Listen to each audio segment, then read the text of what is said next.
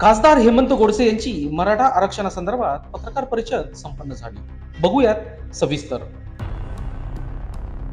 काल झालेल्या जालन्याच्या सभेमध्ये राज्याचे मंत्री भुजबळ साहेबांनी काही विषयांची चुकीचे आकडे व काही चुकीची माहिती देऊन राज्याच्या जनतेमध्ये गैरसमज त्या ठिकाणी पसरवलेला आहे आणि सभा घेऊन मराठी समाजाला डिवचण्याचं काम ते करते आहे. तर मला असं वाटतं का ते कुठंतरी थांबायला पाहिजे. कालच्या झालेल्या सभेमध्ये त्यांनी 2-3 मुद्दे, पहिला मुद्दा 3 मुद्दे. एक तर पहिला मुद्दा त्यांनी जो काही त्या ठिकाणी सांगितलं का या अगोदर पुढे गेलं त्याकडे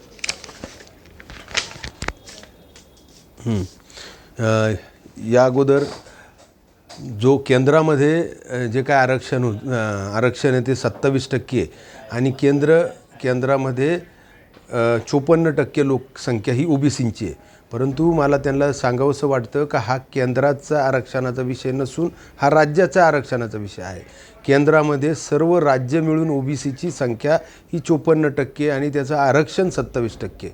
आज जर आपण बघितलं तर आपल्या राज्यामध्ये आपल्या वेबसाईटवरती जर आपण गेलो शासनाच्या तर त्यामध्ये क्लिअर कट दिलेलं आहे का जवळजवळ 32.82% लोकसंख्या ही ओबीसीची आहे आणि म्हणून 54% आणि 32%, 32.82 अशी खूप मोठी तफावत त्या ठिकाणी आहे. लोकांमध्ये गैरसमज पसरून मला असं वाटतं का सामाजिक तेढ निर्माण करण्याचं काम या ठिकाणी होतं आहे आणि ते थांबायला पाहिजे.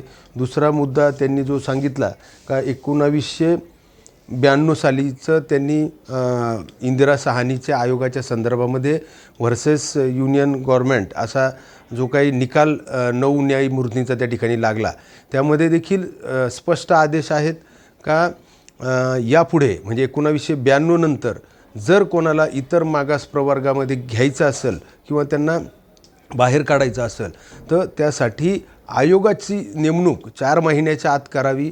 त्याचं सर्वेक्षण त्या ठिकाणी करावं आणि दर 10 वर्षांना त्याचं रिव्हिजन करावं.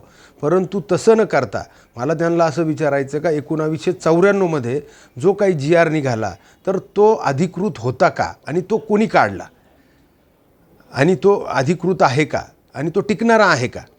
आणि म्हणून मला असं वाटतं का त्यामागे देखील अनेक कारणं आहेत आणि त्याचं उत्तर तेच चांगल्या प्रकारे कारण ते सत्तेमध्ये सातत्यानं तेव्हापासून आत्तापर्यंत राहिलेले आहेत ते निश्चित या विषयाच्या संदर्भामध्ये उत्तर देऊ शकतील. तिसरा मुद्दा आहे का ओबीसी म्हणून ओबीसीच्या जवळजवळ 346 जाती आहे आणि मग ह्या 346 जातींमध्ये त्यांनी जाहीर करावं का किती जातींना नोकरीचा आणि शिक्षणाचा लाभ आहे आणि त्याचबरोबर त्यांनी इतर म्हणजे रोजगार असेल स्वयंरोजगार असेल त्या इतर जाती समाजातील लोकांना लाईव्हलीहूड चेंज करण्याकरता त्यांनी कुठल्या प्रशिक्षणाच्या संदर्भामध्ये प्रयत्न केलेत.